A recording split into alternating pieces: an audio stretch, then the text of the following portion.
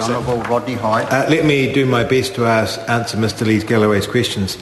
The first thing is, of course, it will only succeed if it does have a credit rating. And the issue with the credit rating is that you'll see in the legislation that the fund is guaranteed by all the local councils together that enter into it. So it's actually got a very, very strong balance sheet in there as a consequence of that, so people can have some considerable confidence.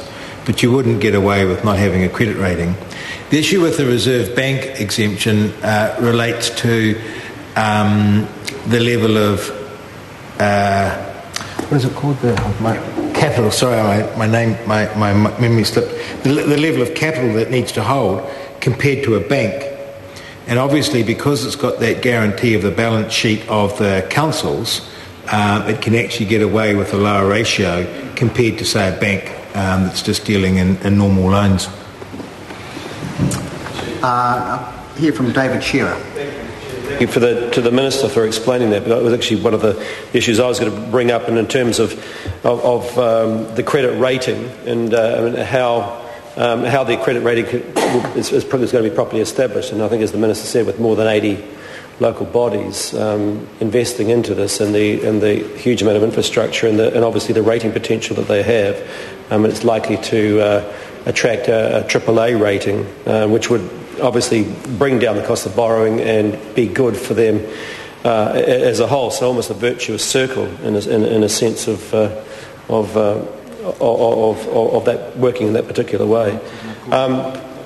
I just wanted to reiterate some of the comments of my colleagues that the Labor Party will be obviously supporting this and also praising it in terms of what it's actually going to be doing, because certainly looking at the Auckland situation and the sort of infrastructure that we're looking at needing in Auckland to ensure that we move along the way that it's we would like it to go, it's going to need a source of funds that enable that Auckland City Council, the Auckland Council, to be able to move in that direction. The New Zealand Local Government Funding Agency, as people have perhaps joined this debate, is going to be able to issue, and that's what this Part 1 in particular speaks to, on behalf of all participating local, issuing debt on behalf of all participating local authorities. And if the cooperation and support of those councils is sufficient, the funding agency would be expected to achieve, as I said before, a credit rating very high, and therefore save, and I think the estimate at the moment is certainly the regulatory impact statement is of around about $25 million.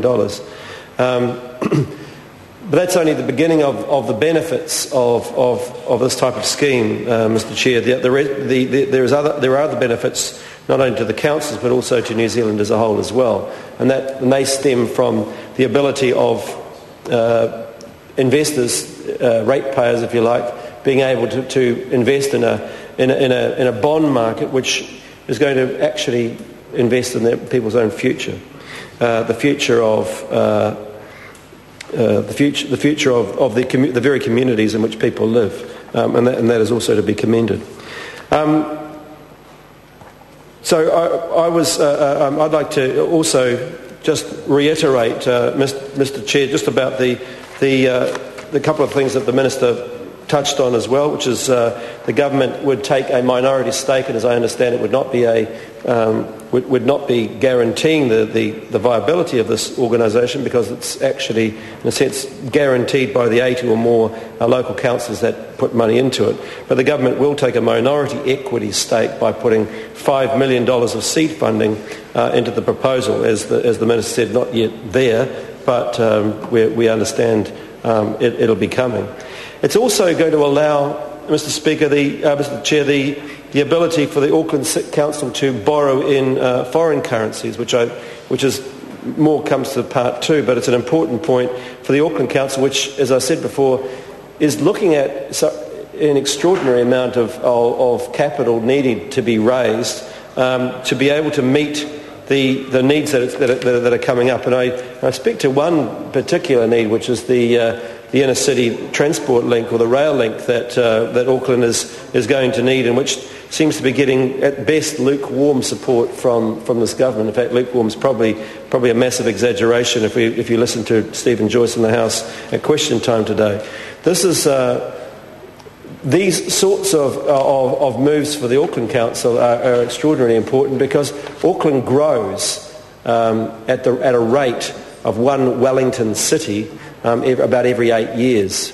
I don't think people quite understand that between now and 2030, Auckland will have grown by exactly the entire Wellington city and more. And that, for that reason, it needs to be able to access sufficient capital to enable that infrastructure, particularly the transport infrastructure, and particularly the transport infrastructure around rail and public transport, because quite right now the roading network, which has been funded by central government largely, is effectively complete.